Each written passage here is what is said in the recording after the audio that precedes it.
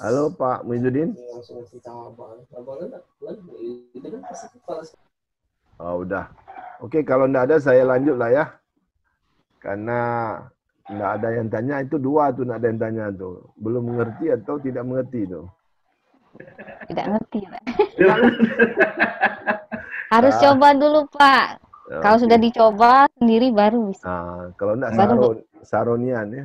ya sarannya. Oke, kita masuk ke apa namanya tuh? Structural alpha. Ya, structural alpha ini digunakan untuk memperbaiki VAR yang teori atau tidak berdasarkan teori. Jadi structure VAR ini memang agak unik sedikit dia, dan tidak banyak yang nulis di artikel di jurnal internasional ya. Saya tidak tahu kenapa ya, orang tidak mau tulis di structural VAR ini. Ya. Tidak berkembang dia. Lebih banyak orang ke time series yang lain ya. Jadi teorinya begini nih. Kita run OLS, VAR, kita run VAR OLS-nya itu, lalu kita ambil residual dari semua variabel, dan residual inilah yang kita run ulang sebagai model baru, yang disebut sebagai structural VAR. Nah, di dalam structural VAR ini, ada beberapa hal yang perlu diperhatikan. Yang pertama, itu adalah variabel eksogen itu harus kita definisikan terlebih dahulu. Siapa yang mendefinisikannya? Ya teori. Teori menyatakan bahwa variabel ini muncul, variabel ini tidak muncul. Dan ini adalah system equation. Jadi di dalam structural alpha ini, selain variabel eksogen yang harus kita pilih, kemudian ada yang namanya variabel ordering atau urutan variabel. Urutan variabel itu sangat penting. Maka yang di depan itu adalah variabel kebijakan. Ya, kalau tidak ada variabel kebijakan, berarti kalau kita menggunakan misalnya perdagangan internasional, maka variabel yang paling depan itu adalah variabel luar negeri. Ya, kalau di ekspor impor itu adalah kurs dan pendapatan luar negeri. Nah, kalau kita memasukkan ada kebijakan fiskal, misalnya ada kebijakan moneter, maka kita masukkan kebijakan fiskal dan moneter, variabel kebijakan fiskal dan moneter di urutan berikutnya sampai urutan yang paling terakhir. Jadi variable ordering sangat penting di structural alpha ini. Oke, kita lanjut ya. Oke, jadi di sini kita lihat bahwa structural alpha ini model time series yang menggunakan susunan model secara sistematis. Jadi dia ada susunan persamaan, susunan variabel, dan sebagainya. Tidak seperti VAR yang dapat dilakukan secara bebas, maka di structural alpha ini beda antara variabel endogen dan variabel eksogen ya. Jadi penentuan variabel endogen dan eksogen itu ditentukan secara teori atau based on teori ya. Oke, jadi kita harus merujuk kepada teori. Ini sama seperti di persamaan simultan. Oke, hampir seluruh variabel makroekonomi itu menggunakan structural alpha guna mendapatkan hasil estimasi yang baik ya. Nah, perlu diingatkan lagi bahwa hasil estimasi secara alfa itu tidak ditampilkan di laporan. Apakah itu di skripsi, di tesis, atau di disertasi. Karena apa? Karena hasilnya itu tidak bisa dibaca secara jelas. Makanya kita sama seperti apa namanya itu di VAR kita menggunakan impulse response function ya. Nah, di structural alpha ini mempunyai kelebihan yaitu kita bisa melihat dynamic shock baik dalam jangka pendek maupun dalam jangka panjang. Nah, ini kita susunan di perbedaan antara VAR dengan structural alpha.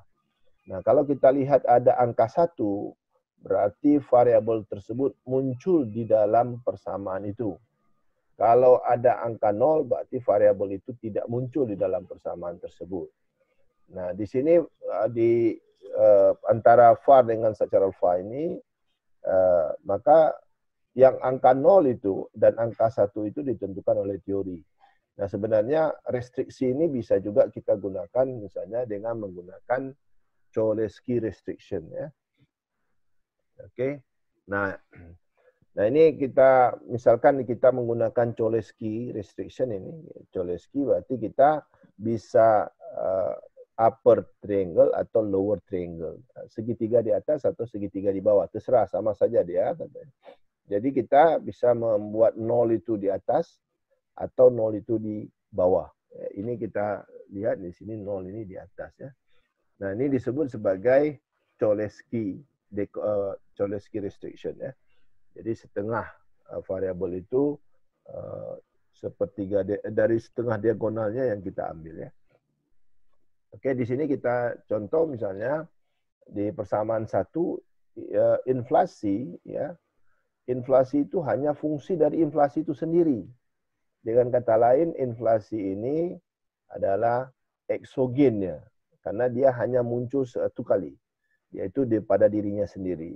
Di persamaan 2 itu ada pengangguran. Pengangguran ini ada 2 variabel di situ, yaitu variabel pengangguran sebagai dependennya dan variabel inflasi sebagai variabel eksogen. Yang ketiga itu pertumbuhan. Maka di dalam pertumbuhan itu berarti ini adalah variabel endogennya. Variabel ini ditentukan oleh inflasi dan juga oleh pengangguran.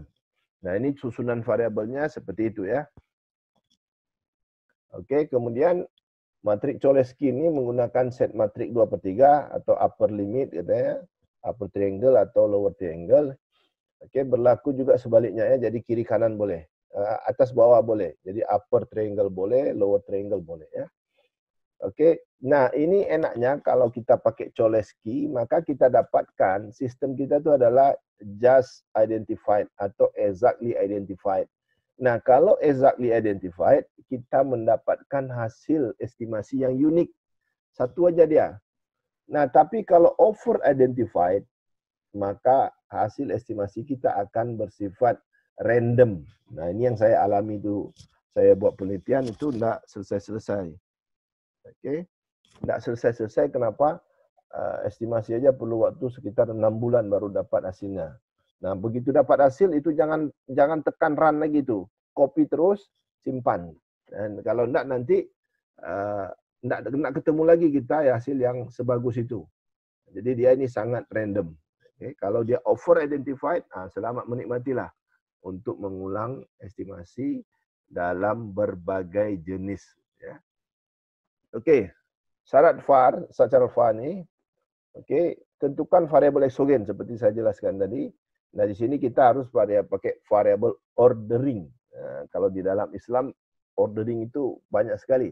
Misalnya dalam ayat atiullah wa atiur rasul wa ulil amri minkum. Taatlah kepada Allah, berarti nomor 1, kepada Rasul itu nomor 2, kepada pemimpin nomor 3. Jadi orderingnya Allah pertama, Nabi kedua, pemimpin yang ketiga. Nah, itu namanya ordering.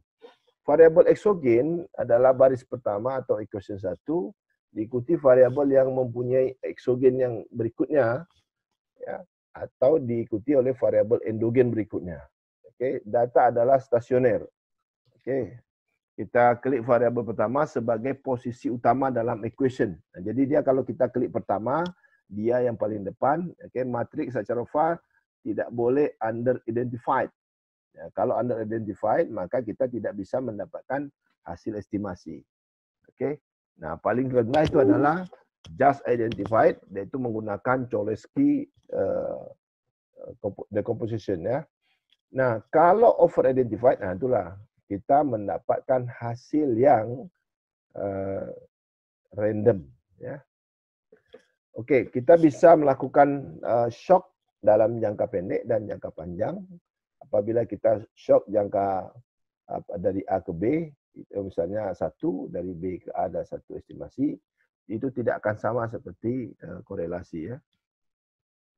Nah, kita cara estimasi di Fuse dengan cara alpha itu sama seperti tadi. Kita akan membuka di kita klik variabelnya, lalu kita buka sebagai var ya. Nanti kita baru menentukan variabel mana yang muncul di suatu persamaan atau tidak muncul di persamaan yang lain. Kemudian kita harus menentukan berapa leg yang kita gunakan. Nah, leg ini tetap sama, kita gunakan biasanya tetap ya, bisa kita menggunakan Akaike Information Criteria atau pakai Hannan Quinn dan sebagainya ya. Oke, kemudian kita tentukan structural factorization ya. Kita set restriksinya mana variabel yang muncul, mana yang variabel tidak muncul. Lalu kita bisa melakukan estimasi terhadap persamaan ini. Oke, nah di dalam model tuh kita ada 4 variabel ya kalau kita mau menggunakan persamaan makro model. Di situ ada variabel C ya atau konsumsi, I adalah investasi, G adalah government expenditure, Y adalah income ya. Maka orderingnya adalah yang pertama itu di depan itu adalah G. Kenapa? Karena itu adalah kebijakan, variabel kebijakan. Di situ ada government expenditure, kita tahu itu adalah sebagai fiscal policy. Kemudian ada investasi, yang ketiga ada konsumsi, terakhir baru pendapatan. Oke. Ini dalam sistem perekonomian tertutup ya. Mana pengeluaran pemerintah itu adalah yang paling dominan dalam menentukan pembangunan ekonomi.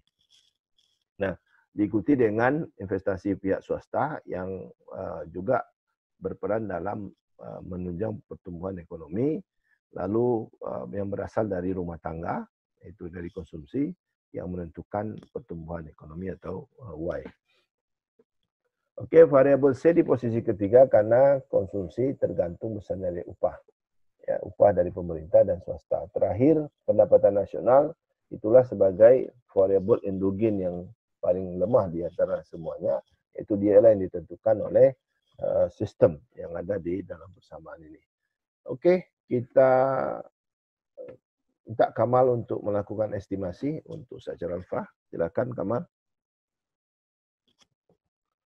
Oh, sorry, saya belum unmute Kamal. Ya. Oh, sudah ya? Oke. Ya, baik Pak, ini struktur alpha ini seperti Bapak bilang sangat langka ya, udah sebenarnya bukan langkanya tapi susahnya. Susahnya kita melakukan estimasi. Seperti Bapak bilang juga karena kita dapatnya random nanti dapat hasilnya itu run ulang sampai kita suntuk gitu. Kadang-kadang kita sendiri pun kalau 6 bulan mungkin Bapak bersabarnya kuat Pak sampai 6 bulan parah gitu. Jadi 6 bulan waktu yang lama tuh udah bisa dapat beberapa, kalau kita pindah dengan metode lain udah banyak selesai gitu. Nah, jadi struktural VAR ini VAR berbentuk VAR, tetapi tersusun secara sistematik. Jadi nggak sembarangan lagi kita buat seperti VAR.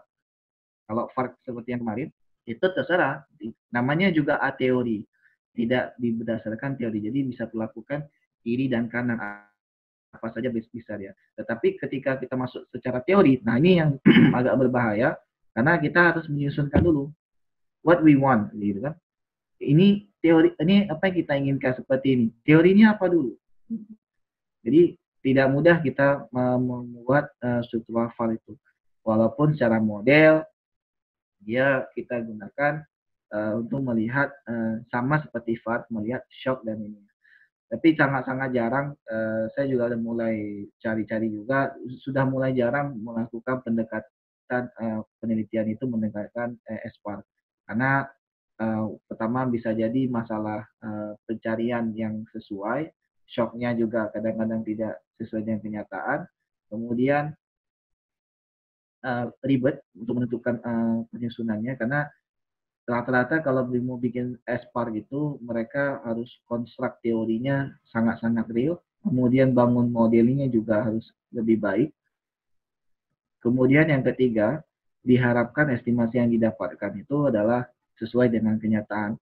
Tapi kembali lagi yang namanya semua hasil itu kembali ke data. Kalau data yang dapat data yang tidak valid, ini yang memberikan kita kekeliruan. Nah, Nah ini biasanya kalau di artikel juga berkatakan dia penelitian ini menggunakan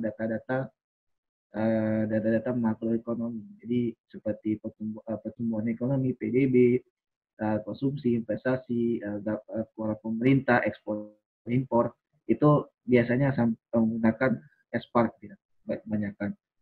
Atau ada satu artikel tuh yang saya temukan bagaimana pengaruh dari guncangannya harga minyak itu, oil price shock, itu terhadap struktur ekonomi di China. Jadi mereka menggunakan SPARC itu.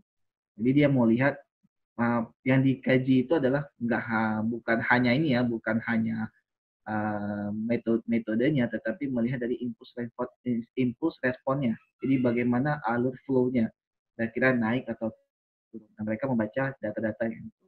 Nah ini kita coba datanya adalah data makro yang ada kita share, saya share ke dalam grup, itu data makro 2020. Oke. Ini saya masukkan dulu datanya kepada ini.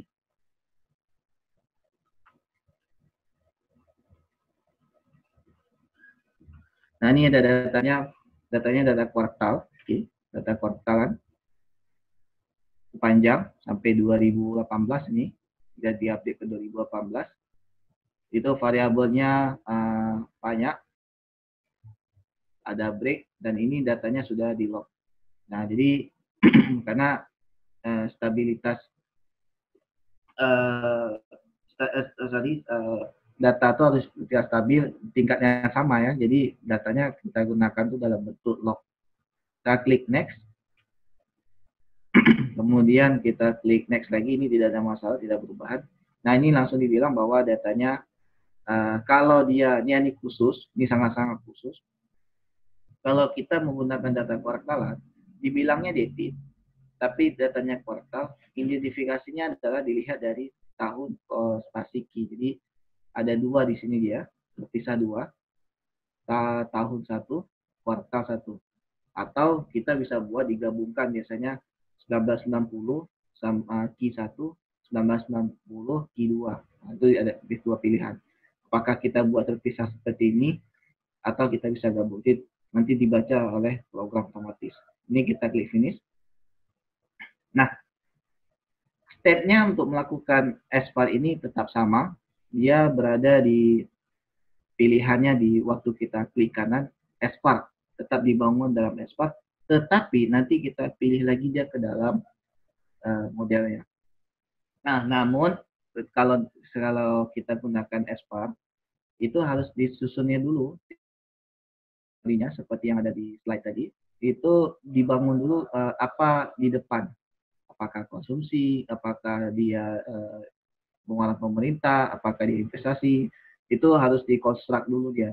Nah, tandanya kenapa kita kalau di FVC itu harus diklik yang pertama itu adalah susunan ordernya.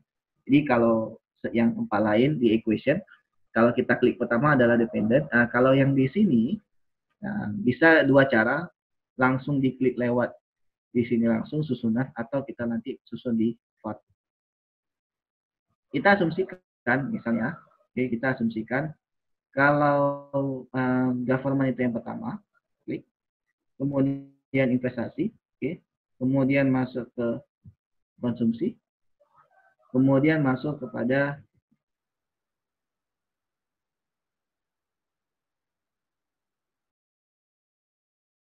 SPAR.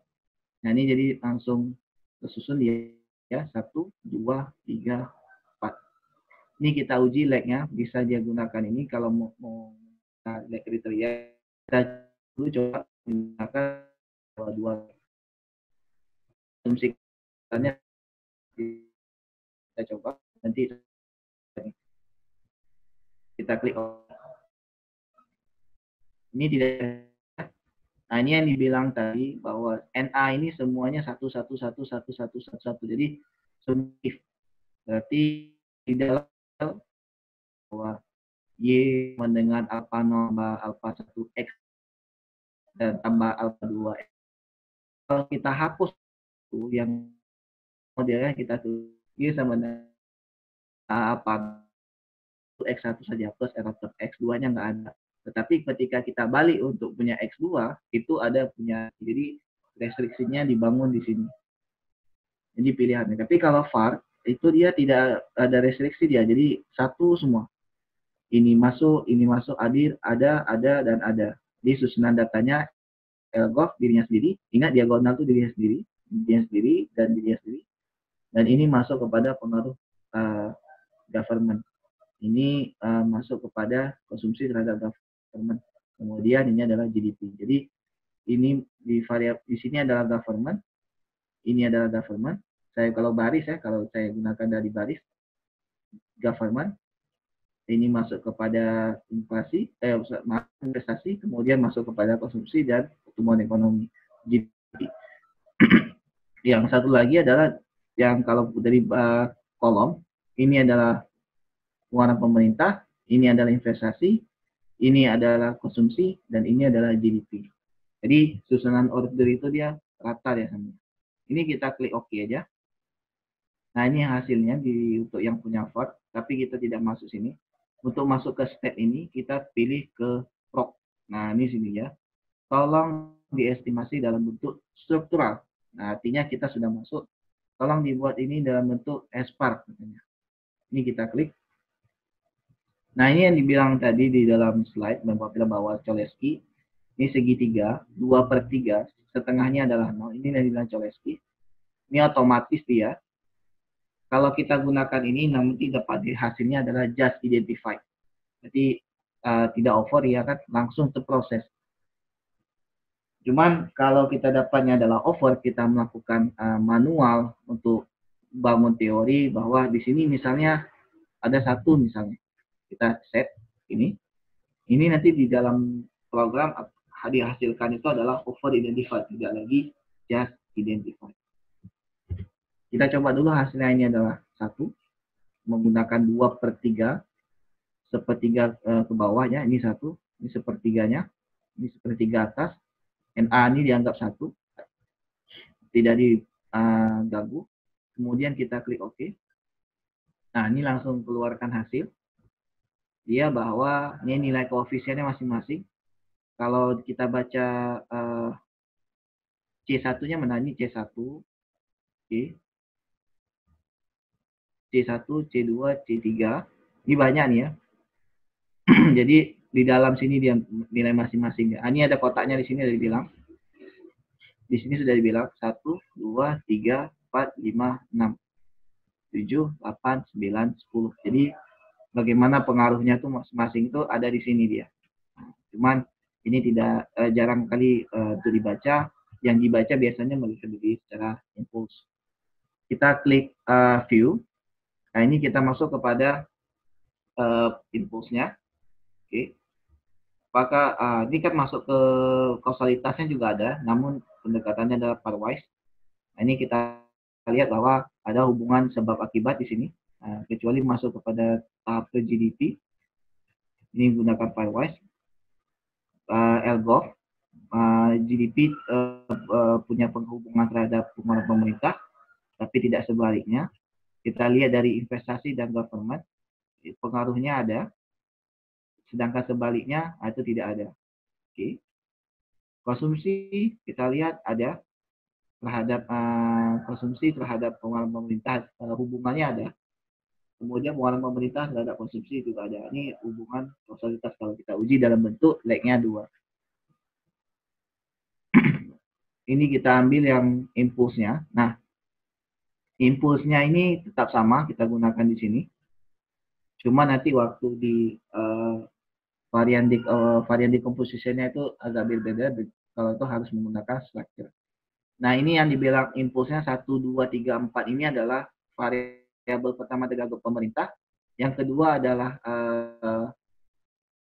investasi, yang ketiga adalah konsumsi, yang keempat adalah GDP. Jadi 1, 2, 3, 4.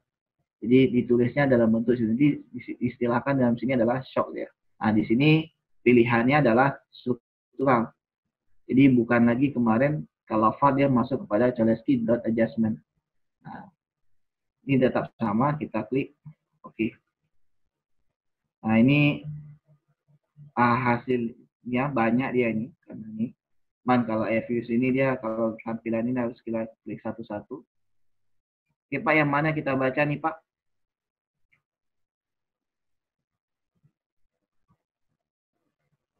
Pilih aja. Yang jangankan diagonal nggak boleh. Nah, diagonal tidak boleh nih. Mungkin kita bisa lihat itu pengaruh pengeluaran pemerintah terhadap pertumbuhan ekonomi. Ini Pak ya, kayak gunjung berarti. Ya. Itu terbalik, itu pengaruh Di depan Pak, pengaruh pemerintah terhadap ini dia. Sesuai bukan, dengan respon of itu artinya respon dia terhadap shock 4. Oh iya Pak, berarti di satu lagi nih. Nah itu ya. Oke. Ya, turun ya. Ya, ini menurun dia kan. Suara pemerintah.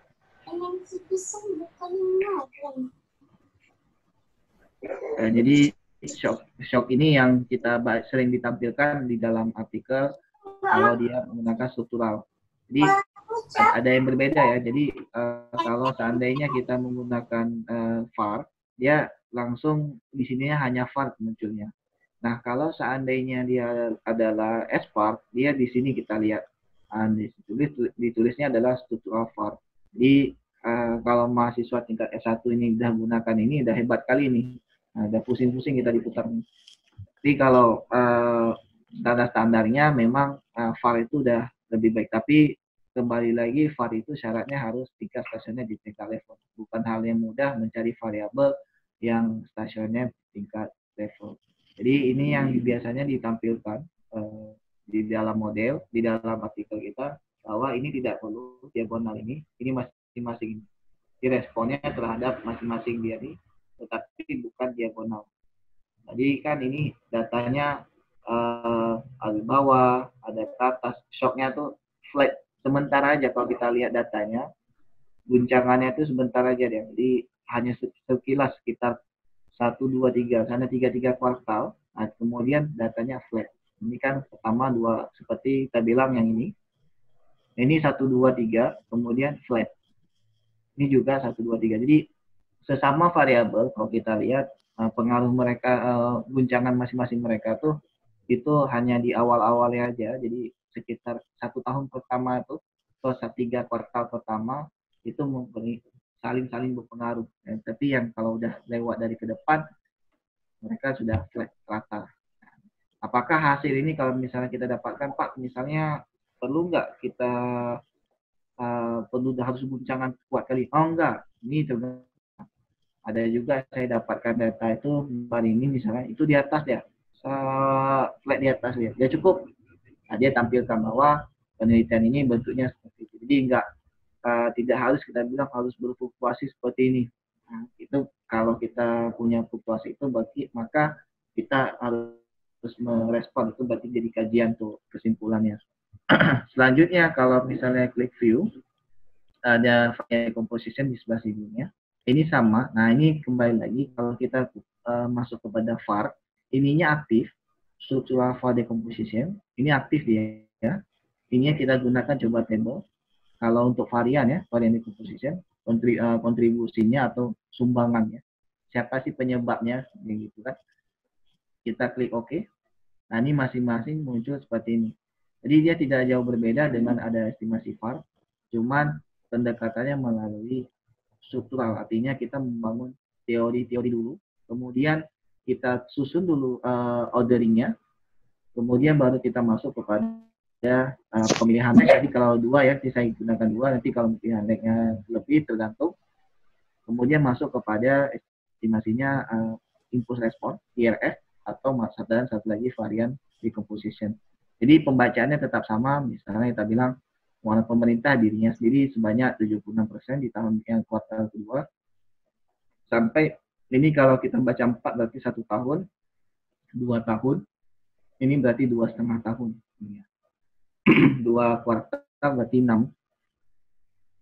Jadi apa namanya tetap sama cara pembacaannya, tidak ada jauh berbeda dengan itu. Cuman yang berbeda adalah cara kita membangun teori. Membangun teorinya tidak mudah, apalagi kita berbeda dengan kasus instrumen. Kalau kita menggunakan instrumen, kita susun dulu dia di dalamnya apa asetnya. Tetapi kalau di sini susun teori dulu, kliknya apa juga sama, tapi dalam bentuk equation-nya adalah variabel itu juga. Tapi kalau menggunakan instrumen yang tadi seperti GMM, itu equation-nya bisa variabel yang lain. Nah, tetapi kalau misalnya struktural var, itu variabel yang sama. Jadi ada 5 variabel. Variabel itu yang kita susun orderingnya. Bagaimana dampaknya. Kalau ada 7 kita buat. Tapi kalau misalnya data instrumen, bisa variabel lain kita masukkan equation di dalam model. Baik Pak, itu Pak. Oke, Kamal. Tadi kita belum pilih tuh leg-lengthnya. Oh, yang pilihan leg ini Pak ya? Ya, kita belum sesuaikan dengan leg-lengthnya. Nah, tadi saya gunakan leg itu tadi saya bisa katakan ini saya pengujian secara 2, tapi boleh kita uji dengan leg. Berapa banyak sih leg yang kita gunakan? Ini kita coba klik 2. Ini ada pilihannya. Seperti biasa, ada 6 kriteria kita gunakan. Boleh pilih salah satu. Ada yang 6, ada yang 4, ada yang 4. Mengingat kalau saya pribadi tidak banyak kali leg, tergantung juga kepada hasil nanti. Tapi kita tes dulu kepada 4 dulu. Kita coba dia kembalikan ke estimasi. Ini adalah 4. Kita run. Kita lihat hasilnya pertama masuk lagi kepada struktural. Oke. Ordering sudah masuk ke sini dia. Ini menunya sudah beda, pairwise-nya. Oke. Oke, ingat ada ketika kita memasukkan leg itu pengaruhnya terhadap kausalitas itu tadi yang bawahnya tidak ada yang signifikan sama sekali. Ini sekarang bahwa pemerintah dengan pendapat PDB, GDP itu sudah ada hubungan kausalitas. Tadi kan tidak ada kan? Nah, ini kan sudah ada. Ini satu. Nah, tadi yang satu lagi kalau leg kedua berarti tidak ada. Nah, bisa jadi nanti kalau kita gunakan 6, kita coba 6 tadi sesuai dengan yang punya di AIC. Kita estimate lagi dalam bentuk ini. Otherwise, ini dapatnya sama, tetapi tetap variabel investasi dan konsumsi rumah tangga itu tidak punya pengaruh terhadap GDP di sini. Jadi kontribusi yang kuat itu dasar dari hubungannya muncul dari pemerintah. Nah, tapi ini leg ini akan berdampak kepada nanti ke bagian impulse respon ini. Kita klik. Nah, ini juga bergejolak ya, makin banyak leg, makin banyak bergejolak. Kalau sedikit leg, jadi flat datanya. Nah, ini kalau kita gunakan leg. Jadi seperti ini kita lihat bahwa ini naik ya, turunnya naik pelan-pelan ya. Ini shocknya juga bermain, naik turun ya. Nah, panjang di sini. Dan kalau kita lihat di varian decomposition ya, ini kita lihat strukturalnya.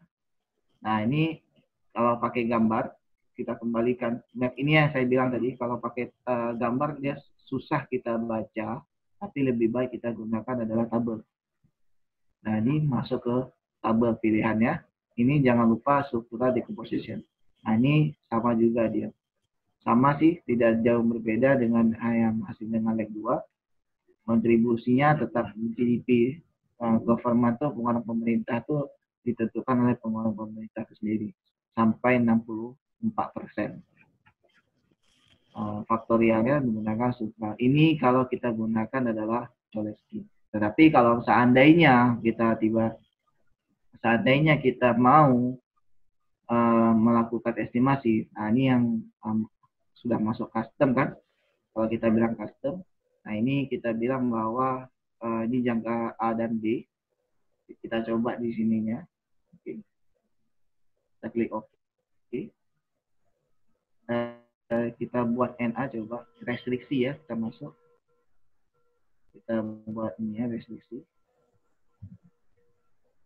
Ini NA. Hanya tidak mau dia kan, maka tidak layak kita gunakan optimasinya, mungkin tidak keluar hasilnya. Kan betul?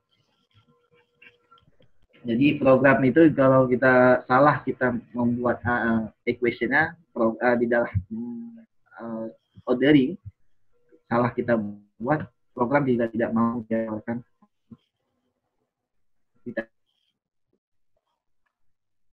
Ini kita restriksi. Satu artinya kita restrik ya. Kalau kita lihat di pairwise-nya, nanti berpengaruh ke ini satu. Kemudian masuk kepada impulsnya. Tidak adanya berbeda ya, maksudnya tidak jauh juga pengaruh dari restriksi yang kita lakukan. Baik Pak, itu Pak. Oke, terima kasih Kamal. Bapak Ibu sekalian, ada pertanyaan?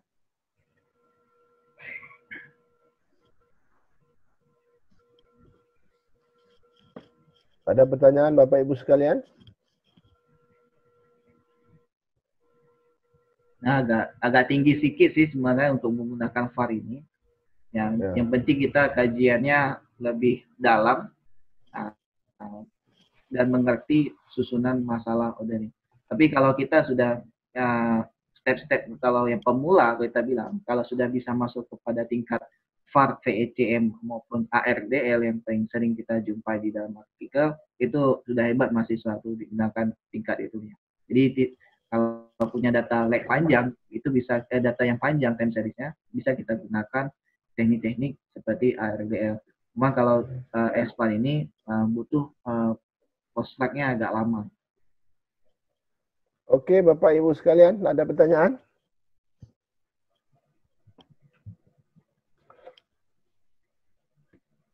Ini saya tidak tahu nih kenapa tidak jawab nih. Ada pertanyaan Bapak Ibu sekalian? Belum, Pak. Belum. Ini kan ini apa namanya itu? Tanggung ya kalau kita sambung dengan TAR. Jadi besok aja kita sambung TAR. Kita padai hari ini jam segini. Kita besok dengan TAR. Kemudian satu lagi Kamal kita akan buat untuk intrapolasi dengan ekstrapolasi data dari data tahunan menjadi data kuartalan. Iya Pak. Ya. Bagaimana Bapak Ibu sekalian bisa kita padai sampai di bagian ini aja, karena kalau kita masuk ke TAR nanti takutnya habis kita bahas, waktunya sudah habis. Jadi besok tinggal TAR aja lagi yang kita bahas. TAR itu cukup bagus ya, threshold authority. Bagaimana Bapak Ibu sekalian? Setuju? Oke Pak, siap. Iya. Ya, setuju ya. Atau ada pertanyaan?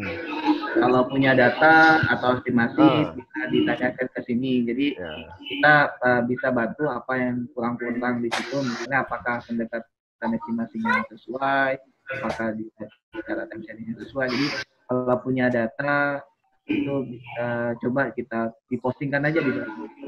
Kita lihat bagaimana apakah bisa lihat. Atau biasa menggunakan program karena ini kan kebetulan kita gunakan ada layar mungkin pada minggu itu ada gunakan misalnya apa kita Oke Pak. Oke, kalau ada. Tapi ingat Pak Kamal, ya. Boleh saya nanya sedikit Ya, Pak Kamal? Ya. Banyak boleh. Saya cuma mau nanya. Cuma mau nanya. Saya pernah dengar katanya kalau untuk menganalisis panel GMM sebaiknya pakai software Stata. Tadi kan kita belajarnya eFuse. Apa kelebihan Stata dibandingkan eFuse, Pak? Kenapa ada yang berasumsi bahwasannya Stata lebih baik gitu? Itu aja mungkin, Pak. Sebenarnya itulah yang dari awal kalau eFuse ini dia terbatasnya kontribusi ya, kontribusi dari orang lain. Misalnya gini, saya sudah menemukan hal sesuatu yang terbaru untuk di eFuse.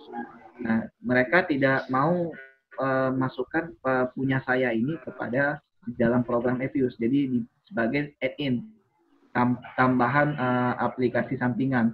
Tapi kalau misalnya kalau menggunakan Stata itu kan kontribusi forum itu ada di situ.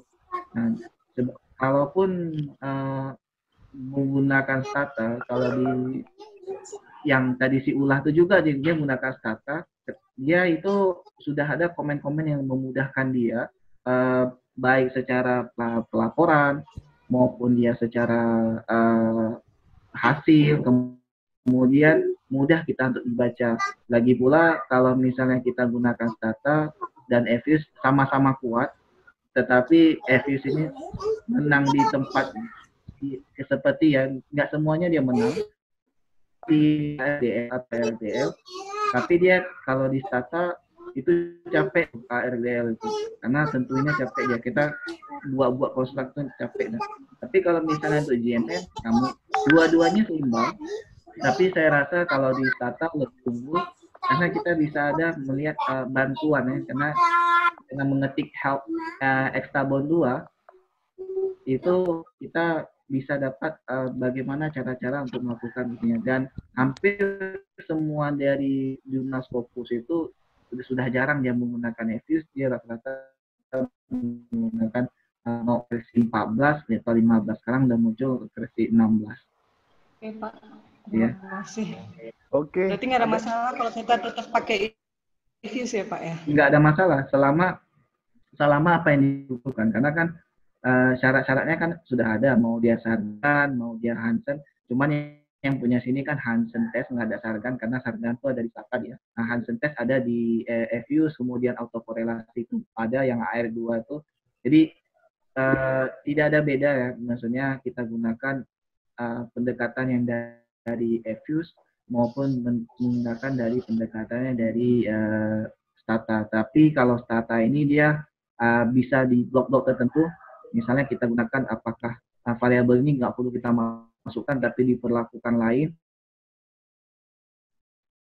Sedikit lah kita bilang, oh ini kan persis kayak program yang sama-sama memberi kontribusi. Kalau mungkin ya, saya belum lihat, tapi kalau di Evius juga, tapi saya belum lihat juga apakah ada perubahan yang drastis atau tidak, karena dari dulu data ini dia berubah terus, dia setiap program versi 13, 14, 15, 16 itu setiap programnya terus berubah dia. Makanya mereka ada namanya nanti ke Stata Jurnal. Jadi kita bisa baca rata-rata bagaimana sih yang berubah itu, dan kita bisa buat artikel untuk di bidang penelitian yang untuk kontribusinya model-model tertentu. Itu aja Bu. Ya, makasih ya Pak. Oke. Ada yang lain?